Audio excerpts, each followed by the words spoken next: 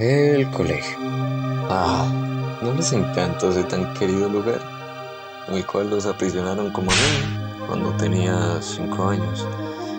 Y salieron o van a salir entre 16 y 17 años. Pues en este video explicaré todo mi odio en lo video en esta porquería. Así es, mis tan desgraciados estudiantes. Lo más probable es que como yo estuvieran encerrados por años. Y aproximadamente desde que entraron a este infierno hasta que obtengan su libertad pasarán 12 años. 12 putos años, de los cuales no puedo estar más inconforme con el servicio que me fue dado, especialmente en los últimos grados como preparación para la universidad. Siento que el principal problema de todo esto es la tiranía y el control que se ejerce en estas instituciones, por decirlo de alguna manera, ya que no exagero al creer que todos pensamos al menos una vez en este lugar como una cárcel. Y lo más irónico de la situación es que entre más lo piensas, más similitudes encuentras. Y este pensamiento no necesariamente proviene de un adolescente rebelde de último año que odia totalmente el colegio, debido a que hasta niños prepubertos y hediondos como tú pueden notar la misma similitud. Ya que aclaramos que este pensamiento no es exclusivo de unos pocos, podemos explicar la similitud de esto con esto. Empezamos con lo más evidente, el horario. Pareciera simple, ya que mucha gente tiene horarios y lleva su tiempo del día de delimitada forma, pero si comparamos los horarios específicos que tiene, veremos que son la misma wea. Quedarte dentro de un espacio hasta limitada hora del día para luego salir a descansar junto a otros desgraciados en tu misma situación, además de notarse que esto se hace para cumplir los requerimientos mínimos, al menos por parte del colegio. Por parte de la cárcel no sé y no me interesa estar preso para confirmar. Siguiendo por la misma línea de control, nos encontramos con los directivos del colegio como la mayor fuerza de autoridad de esta prisión infantil. Y ni siquiera logran hacer eso bien en ciertos casos, ya que son una porquería. Desde la clara indiferencia que muchas veces suele rodear a los directores y profesores, hasta literalmente admitir gente que saben que los va a hacer sufrir a ellos y al resto de estudiantes, es una completa estupidez. Que estudiantes que interrumpen el servicio que está entregando un colegio que garantiza que tienen el control del lugar, y hasta un maldito y solamente una vez útil en mi colegio de gobierno escolar no sea capaz de poner un alto definitivo a estos estudiantes que tú y yo, seamos sinceros, hemos visto en cada colegio tercermundista que hemos pisado. Habla mucho de la indiferencia de ellos, ¿no te parece? Y hablando de los directores, en mi caso específico, está todavía más cagado lo que vi, pues mi colegio es uno con enfoque religioso. Y eso objetivamente no tiene nada de malo. Son creyentes de Dios cuya misión trascendió a dar educación, lo cual está bien. Lo malo es cómo esta organización religiosa se encarga de dirigir el colegio, pues cada cierto tiempo cambian a los involucrados de manejar el colegio, que en papel no suena tan mal, ya que el traer a personas ajenas a dar un control a una institución puede generar un cambio y un mayor enfoque en la educación de los estudiantes. El problema es que en mi caso, cuando viví el cambio, pasé de los religiosos más bacanes y chill de cojones que pueden existir a unos anticuados viejos con el control que encima se encargaron de hacerle la vida más imposible a los estudiantes de grados altos como yo, con una serie de requisitos extra para graduarse que son idiotas, que ya estaban muertas de hace años por las mismas directrices todavía más antiguas que las primeras que tuve, que se dieron cuenta de lo anticuado que era. Si les interesa de qué se trata, se lo resumo en un ensayo de más de 70 hojas sobre un tema que es de interés. Por supuesto, no puedes faltar esa rica y molesta norma zapa con cita de autores para tu ensayo, que tiene que estar listo para ser presentado frente a un jurado de jueces que decidirá si tu presentación es competente y te puedes graduar. Pero no se te vaya a ocurrir hablar de un tema que a alguno de los mandamases del colegio no les guste, porque todos son fervientemente religiosos. Y si no les gusta tu tema, mala suerte por tener gusto y pensamiento propio, porque deberás cambiar el tema por uno nuevo, mandando a la basura las horas que le invertiste a este proyecto, que de no ser por las nuevas normas que revivieron con la excusa ridícula de que existían pero no se usaban, no estarías haciendo esto para empezar. El mismo trabajo con otro tema que sí les caiga bien y se acomode a su pensamiento. Pero ya dejemos de lado mi evidente trauma con mi ensayo y pasemos con el otro mayor miedo de cualquier estudiante colombiano: el IFES. Como cualquier otro estudiante, le tengo miedo a este acrónimo con la capacidad de dictar en qué cosa puedo trabajar, a pesar de que tengo la tranquilidad que el área que me gusta estará fácil en la prueba. Esa pequeña espina de sentir que el resto de las áreas no te irá bien no deja de ser un miedo constante. Justamente por eso se inventaron los pre-IFES para jóvenes como yo con miedo a arruinar sus vidas por unos números menores a 350 en un papel. Lamentablemente mi colegio, hasta en ayudar en algo así, no lo podía hacer bien, pues ellos tienen su propio pre-IFES, del cual fue tan de mi desagrado que me salí apenas tuve la oportunidad y ahora estoy en uno más competente. La dinámica de este pre-IFES era simple: ver clases a hora de estudio normal, o sea, a las 6 de la mañana hasta las 2:30, para sacarnos. Ya empezamos mal, con una hora que nadie quiere estar activo un sábado, además de implementar pruebas tipo IFES que son horribles. En general, todas las pruebas que imitan el IFES son terroríficas y una porquería, como encontrarse el Terrifier por la calle. Pero peor empresa y gestión no podía haber.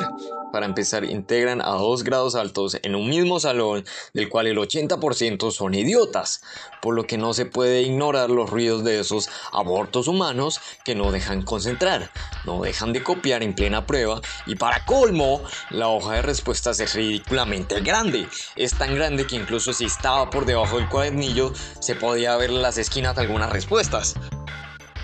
Algo que quiero agregar es que en mi último examen de pre-IFES dentro del colegio pasó algo inusual. Normalmente estaría concentrado en la hoja, pero la sensación de ver una figura moviéndose en lo alto hizo que desviara la mirada y viera a una de las encargadas, viendo por encima de todos en una tarima, para que poco después un maestro de educación física se pusiera delante de todos los estudiantes a pararse, alentarlos de su asiento y empezar a hacer ejercicio con sus estiramientos. Pese a lo simple que suena, esto me dio inmediatamente la inquietud por parte del libro 1984 de George Orwell, Una maravilla, en el cual el protagonista no puede encerrarse en sus pensamientos ni concentrarse debido a que está obligado a hacer estiramientos frente a un instructor, además de ser constantemente vigilado por una fuerza mayor que él o el instructor de ejercicio. Es raro cuando esto pasó y se sintió como una calca del libro, con la única diferencia de que no era un viejo de 39 años en una dictadura, era un muchacho en una dictadura. Pero eso no fue lo peor. Lo peor fue saber que estuve atrapado por un año allí, con el mayor castigo, que fue estar rodeado de los imbéciles que tengo que llamar compañeros, al punto que lo que más odié de ese pre-IFES no fue su evidente indiferencia ante los problemas habituales, sino con el hecho que al único profesor que se encargó de enseñarnos nos educó apropiadamente, tenía charlas con nosotros sobre el tema de forma más práctica y entendible, y que sí era aplicable en situaciones cotidianas, y hasta reconoció fallas con los métodos de enseñanza actuales, le dijera que no se tomaron en serio todo lo que dijera por ser alguien culto, y saber que no todo lo malo del país lo trajo Petro.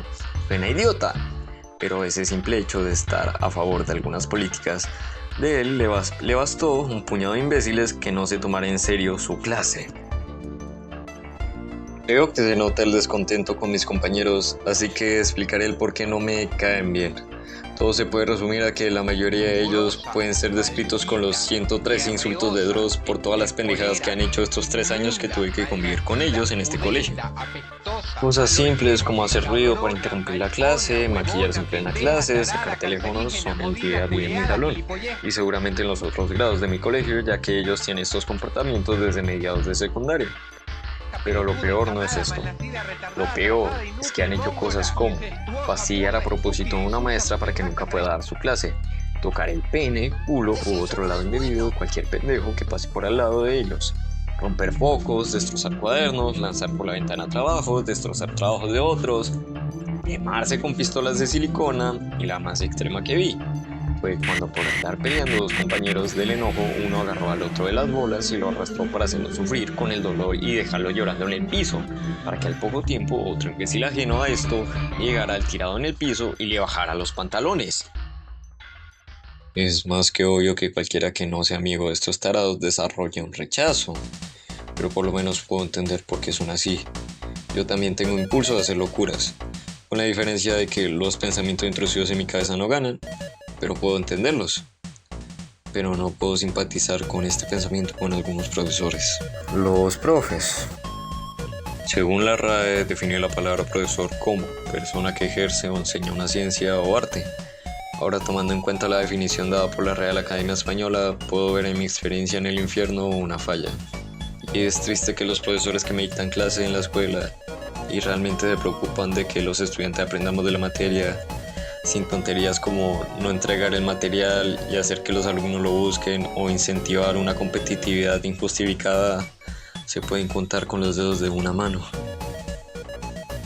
No conforme con el hecho de que no haya tantos buenos profesores y solo haya profesores decentes, escuché una pendejada gigante por parte de uno de ellos al decir: en los colegios públicos antes se agarraban a puño afuera del colegio. Lástima que eso ya no se ve. Por mi parte, no detesto a los profesores. Bueno, no a todos, pero sí se me hace frustrante el hecho de no poder hablar sobre la materia con ellos porque vuelven la clase una dictadura. Una dictadura en la que hay que pedir permiso a todos, si es matemáticas se vuelve una competencia por ver quién hace el ejercicio más rápido y solo para los primeros 5 hay puntos. El resto son una manga de copiones que perdieron el tiempo, según la profesora. Y no empecemos con los ejercicios básicos que enseñan en matemáticas para que luego el taller, que es calificable y tenga una estructura diferente y tengas que entender sí o sí cómo funciona, porque en vez de explicar todo a detalle, esos detalles que en una ciencia como la matemática, que es inmutable, constante y objetiva, son muy necesarios para tomarlo en cuenta, porque un error arruina todo el trabajo en esta materia. Y convertirlo en una competencia solo para incentivar más atención realmente no funciona. El hecho de estar detrás de alguien que hizo el ejercicio y que me gane el puesto por estar más cerca del puesto del maestro es estúpido y frustrante. Aparte del típico: ¿para qué me va a servir esto? La verdad es que después de la matemática elemental de la primaria, de poco te sirve la avanzada en situaciones cotidianas a menos de que te quieras realmente especializar en matemáticas, finanzas o ser ingeniero. Para el resto de mortales como yo, que optan por otro camino, realmente no influye bastante, junto con el hecho de ser más fácil de aprender en un lugar más tranquilo y controlado, como tu casa con simples videos en YouTube.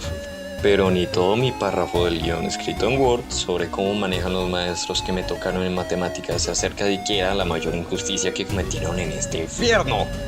En el área de lenguaje había una vez un profesor. Al igual que los directivos del colegio de ese entonces, era todo un chill de cojones y un gigachat. Este sujeto parecía una encarnación de Jesús.